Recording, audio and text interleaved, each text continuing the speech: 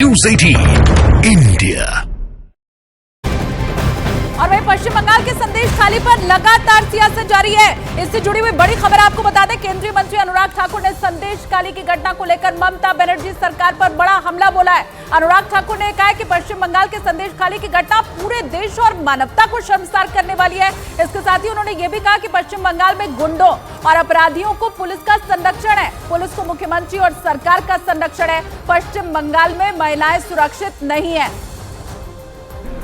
पश्चिम बंगाल के संदेश खाली में जो घट रहा है वो मानवता को शर्मसार करता है। एक महिला मुख्यमंत्री के होते हुए महिलाओं के ऊपर अत्याचार, बलात्कार, इस तरह की घटनाओं को सामने आना और उनकी सुनवाई ना होना, और ये संदेश खाली से ये जो आवाज़ें दबाने का काम, मीडिया की आवाज़ को दबाने का काम ममता जी की सरकार कर रही है। मैं मुख्यमंत्री जी से कहना चाहता हूं, ये फ्रीडम ऑफ प्रेस, इसका गला घोंटने का काम मत कीजिए। गुंडे हो तो उनके पुलिस का संरक्षण, और पुलिस हो तो उस पर मुख्यमंत्री का संरक्षण। आखिरकार ये पश्चिम बंगाल की महिलाओं को कब तक सहना पड़ेगा? ये संदेश खाली का संदेश आज पश्चिम बंगाल की गली गली जा रहा है कि महिलाएं सुरक्षित नहीं है।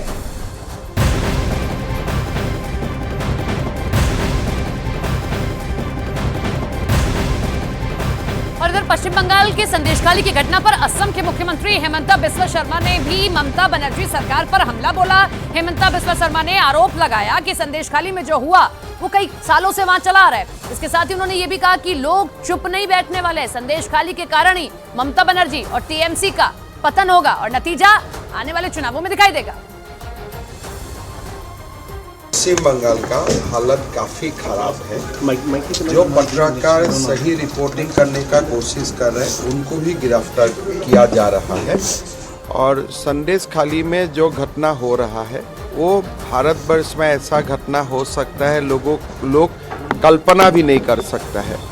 मेरा विश्वास है कि कानून भी काम करेगा अपना, और जो सरकार इतना अत्याचार करता है माता का ऊपर, बहनों का ऊपर, पत्रकार का ऊपर, वो सरकार बहुत दिन नहीं चलेगा, ये मेरा विश्वास है। और इसके पहले कल बीजेपी नेता शुवेंदु अधिकारी उत्तर 24 परगना के संदेश खाली पहुंचे थे। पीड़ित महिलाओं से यहां पहुंचकर मुलाकात उन्होंने की। पीड़ित महिलाओं ने शुवेंदु अधिकारी को अपनी आप बीती सुनाई। कोलकाता हाईकोर्ट की इजाजत के बाद शुवेंदु अधिकारी को संदेश खाली का ये दौरा करने की इजाजत मिली थी। शुवेंदु संदेश खाली पहुंचे तो उनका वहां पर जमकर स्वागत भी किया गया। संदेश खाली के लोगों ने शुवेंदु पर फूल बरसाए, उनसे गले लगकर अपना दर्द बांटा। ये उसी वक्त की तस्वीरें आपको हम दिखा रहे हैं जब शुवेंदु अधिकारी पहुंचे थे संदेश खाली, और वहां पहुंचकर जो पीड़ित महिलाएं थी उनके साथ भी मुलाकात उन्होंने की, और पीड़ित महिलाओं ने बाकायदा अपने दर्द को बयां किया। तो तीन तस्वीरें आपके सामने। शुवेंदु अधिकारी कलकत्ता हाईकोर्ट की इजाजत के बाद पहुंचे संदेश खाली, और कैसे वहां पर उनका स्वागत किया गया, फूल बाकायदा उनके ऊपर बरसाए गए। मतलब लोग उनका काफी वक्त से वहां पर इंतजार कर रहे थे। ये अलग बात है कि उन्हें रोका जा रहा था संदेश खाली पहुंचने से। और तीसरी तस्वीर, पीड़ित महिलाएं जो वहां की थी, शुवेंदु अधिकारी उनसे मिले, क्या कुछ उनके ऊपर अभी तक बीता है, जो जुल्म हुआ है, वो पूरी दास्तान यहाँ जो महिलाएं थी उन्होंने शुवेंदु अधिकारी को बताई। अब एक और दौरा शुवेंदु अधिकारी का संदेश खाली में 26 तारीख को रहने वाला है।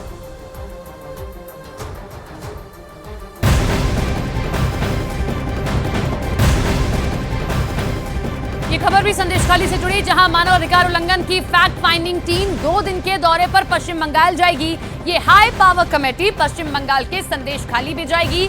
टीम का जो दौरा है वो 24 और 25 फरवरी को होगा। इस फैक्ट फाइंडिंग टीम में रिटायर्ड जज शामिल हैं, ब्यूरोक्रेट्स शामिल हैं, सिविल सोसाइटी के सदस्यों को शामिल किया गया है, जिन पर जिम्मेदारी कि जितने भी फैक्ट्स हैं इस पूरे मामले से जुड़े हुए उनको सामने लाया जाए। क्योंकि मौजूदा सरकार तो ये कह चुकी है कि हमारे पास कोई ऐसा सबूत नहीं मिला, हम गए हैं, पुलिस गई है, पुलिस को ऐसा कोई सबूत नहीं मिला कि ये यौन उत्पीड़न का मामला सामने आए। लेकिन फैक्ट फाइंडिंग टीम गई है जिसमें ब्यूरोक्रेट्स भी शामिल हैं, पूर्व जज भी शामिल हैं। अब देखना यह है कि टीम के हाथ क्या कुछ लगता है संदेश खाली के इस मामले से जुड़ा हुआ।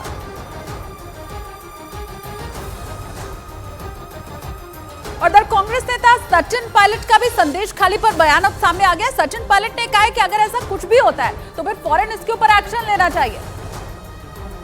कोई भी शासन हो, किसी पार्टी का हो, अगर कहीं कुछ गलत होता है, कुकर्म होता है, शोषण होता है, अपराध इस प्रकार का होता है और प्रकाश में आता है, उस पर तुरंत कार्रवाई करनी चाहिए, निष्पक्ष जांच करनी चाहिए और तह तक जाना चाहिए जो लोग इसके लिए जिम्मेदार हों और कड़ी कार्रवाई करनी चाहिए। सत्ता में कौन सा दल है, कौन सा है नहीं, लेकिन इंसान सब, मतदाता सभी के होते हैं। अगर कहीं कुछ गलत काम होता है, चाहे किसी दल की पार्टी की सरकार हो, कार्रवाई करनी चाहिए।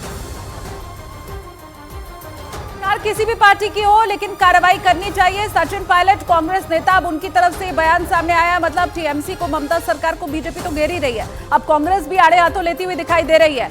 ये बड़ी खबर इस वक्त आपको बता रहे, सचिन पायलट ने कहा भेदभाव नहीं होना चाहिए, राजनीति नहीं होनी चाहिए, सरकार किसी की भी हो, लेकिन अगर ऐसी कोई भी घटना सामने आती है, एक्शन इस पर जरूर होना चाहिए। और चलिए अब आपको संदेश खाली की घटना से जुड़ी हुई बड़ी बातें और अपडेट बता देते हैं। देखिए, बीजेपी नेता शुवेंदु अधिकारी ने संदेश खाली का दौरा किया है। कल पीड़ित महिलाओं से शुवेंदु अधिकारी मिले और महिलाओं ने अपनी आप बीती सुनाई। 26 फरवरी को शुवेंदु अधिकारी एक बार फिर से संदेश खाली जाने वाले हैं, दूसरा उनका दौरा रहेगा। संदेश खाली पर कलकत्ता हाईकोर्ट की सख्त टिप्पणी सामने आई। चीफ जस्टिस ने संदेश खाली पर तल्ख टिप्पणी की है।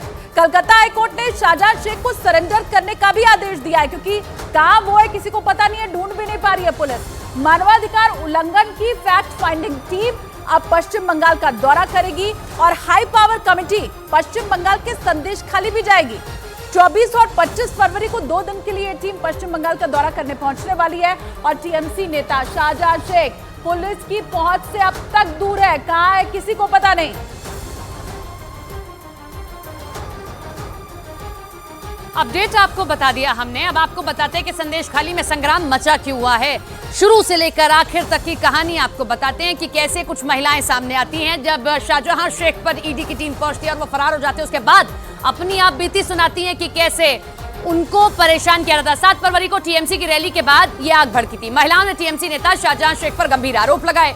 शेख पर महिलाओं को देर रात को टीएमसी दफ्तर में बुलाने का आरोप लगता है। शेख के साथियों पर जमीन कब्जाने का आरोप लगता है। 9 फरवरी की रात को पुलिस ने वहां धारा 144 लागू कर दी और पुलिस ने उसके बाद बीजेपी के जितने नेता जाते हैं उन्हें दौरा करने से रोक दिया जाता है। जो 6 सदस्यों की टीम पहुंचती है उन्हें भी रोक दिया जाता है। इसके बाद क्या होता है, सुप्रीम कोर्ट कमीशन ने बंगाल में राष्ट्रपति शासन की सिफारिश तक कर दी। टीएमसी नेता शाहजहां शेख अब तक फरार है, जिस पर कल कलकत्ता हाईकोर्ट ये कहता है, ये शर्मसार कर देने वाली बात है कि जिस व्यक्ति पर आरोप लग रहे हैं वो अभी तक पुलिस की गिरफ्त से बाहर है। अगर एक भी सच्चाई है, इतनी सी भी सच्चाई है इन पूरे आरोपों में, तो शाहजहां शेख पुलिस की गिरफ्त में होना चाहिए था।